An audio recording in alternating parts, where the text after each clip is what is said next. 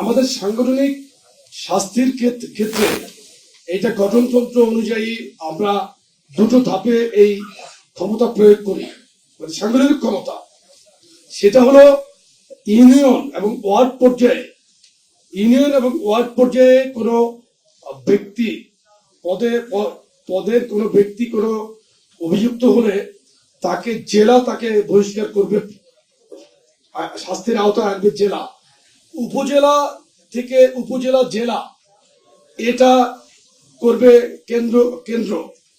ওই আলোকেই আমরা করি। আবার কোন কোন ক্ষেত্রে দু একটি ক্ষেত্রে ইউনিয়নের সেন্সিটিভ ইস্যু থাকলে আমরা সেখানে করি এবং আইন প্রয়োগকারী সংস্থাকে ব্যবস্থা নেওয়ার জন্য বলি। এই কারণে সেন্ট্রাল যখন বহিষ্কার করে তখন প্রশাসন এটা খুবই গুরুত্বের সাথে নেয়।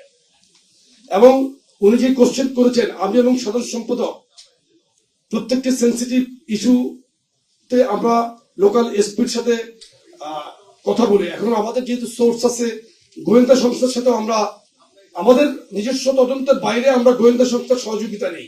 স্থানীয় পর্যায়ে কোনো কোনো ক্ষেত্রে আমরা আমাদের কেন্দ্রীয় নেতৃবৃন্দদের এই কারণে পাঠাই, রাগ অনুরাগ বিরাগের বশবর্তী হয়ে যাতে স্থানীয় কারোর উপর কেউ কোন রকম প্রভাব বিস্তার না করতে পারে। একটা জেলার নেতার সাথে দেখা গেল যে অভিযুক্ত তার সাথে ঝামেলা থাকতেই পারে, ভাই ভাই ঝামেলা থাকে, পরিবারের মধ্যে ইন্টারনাল অনেক সময় অনেক ছোটখাটো প্রবলেম হয়। সেই ক্ষেত্রে আমাদের পরিবারের কর্তার বাইরে চাচা জেঠা বা দাদা দাদিরাও তো হ্যান্ডেল করে। তদ্রুপ কিন্তু আমাদের কেন্দ্র নেতৃবৃন্দ দায়িত্বের জায়গা থেকে গিয়ে ওটা নির্মোহভাবে ওটা পর্যবেক্ষণ করে এবং তারা দ্রুত আমাদেরকে টেলিফোনে কিংবা সাথে সাথে রিপোর্ট পেশ করে। এখন তো খুবই দ্রুত মেসেজ আছে, টেলিফোন সিস্টেমে তারা জানায়, তখন আমরা ব্যবস্থা নিই।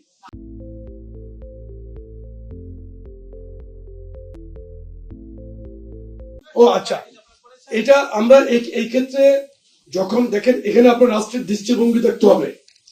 সরকার কি করেছে, একজন সংসদ সদস্যের সন্তানকে কিন্তু এখানে সে আপনার জবাবদিহিতার আওতার বাইরে রাখে নাই।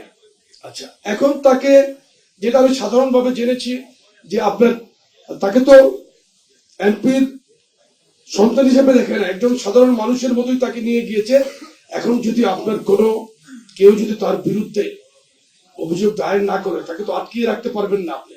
আর আমরা সাংগঠনিকভাবে আমাদের গ্রেপ্তার হওয়ার পরে আমরা আমাদের বিভিন্ন চ্যানেল থেকে এটা আমরা যেভাবে ব্যবস্থা নেই সে ব্যবস্থা নিয়েছি। আমরা তদন্ত এই ক্ষেত্রে আমাদের একটি মানে টিম কাজ করছে। এটা আমরা তো দেখেন, আপনার একজন মানুষ যখন আসামি হয় তখন আইনের শাসনের ক্ষেত্রে আপনি সে যখন জামিন চায় তখন তাকে কোর্ট জামিন দেয়, আবার তার বিচার চলে, এরপরে বিচারের সিদ্ধান্ত হয় ফাইনালি। ওই বিচারের আবার কয়েকটি ধাপ আছে। তো এই ক্ষেত্রে অবশ্যই আমরা আমাদের তদন্তের মাধ্যমে নির্দোষ পেলে অবশ্যই আমরা তাকে, সে অভিযোগের বিরুদ্ধে সে আমাদের কাছে আবেদন করলে আমরা অবশ্যই সেটাকে পুনর্বিবেচনা করতেই পারি। সেই ক্ষেত্রে আমাদের তদন্ত শেষ হওয়ার পরেই আমরা এটা সিদ্ধান্ত নিব।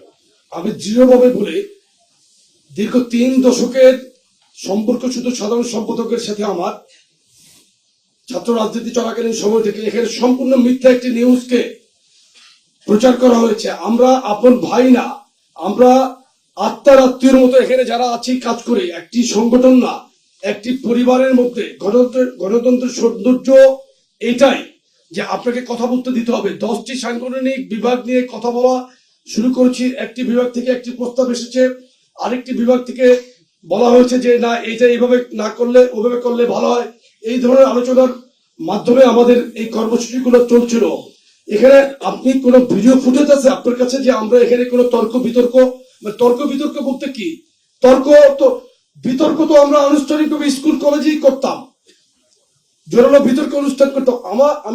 আমি এমন একটি স্কুলে লেখাপড়া করেছি যেখানে আমাদেরকে একদম প্রি মিলিটারি স্টাইলে আমাদের লেখাপড়া হতো, প্রি মিলিটারি সিস্টেম। আমি রেসিডেন্সিয়াল মডেল স্কুল এন্ড কলেজে লেখাপড়া করেছি। সেখানে আমরা হোস্টেলে থাকতাম, খেলাধুলা করতাম। আমাদের প্রিন্সিপাল অলওয়েজ আর্মি থেকে আসা একজন শিক্ষাবিদ আমাদের প্রিন্সিপাল থাকতেন, এখনো আছেন, একজন ব্রিগেডিয়ার জেনারেল। সুতরাং আমি আপনাকে ক্লিয়ারলি বলি, have any video footage or any audio record, যে এখানে আপনি কিভাবে লিখলেন? সাংবাদিকদের তো একটা পেশাদারিত্ব থাকবে, একটা ইথিক্স থাকবে, যে একটা নিউজ আমি করে দিলাম, আমি যদি বলি একটা মিথ্যা নিউজ করেছে, একটা সিন্ডিকেট নিউজ করেছে, প্রত্যেকটা নিউজের দাড়ি কলম একই রকম, তুই তুকারির তো কোনো প্রশ্নই আসে না। এখানে সম্মানের সাথে আমি যখন মিটিং করি আনুষ্ঠানিক, আমি আমাদের ছোট ভাইদেরও এখানে সাংগঠনিক শিষ্টাচার অনুযায়ী তাদেরকে আপনি করে কথা বলি ঘরোয়া meeting A. This is the culture, this is the system off party politics.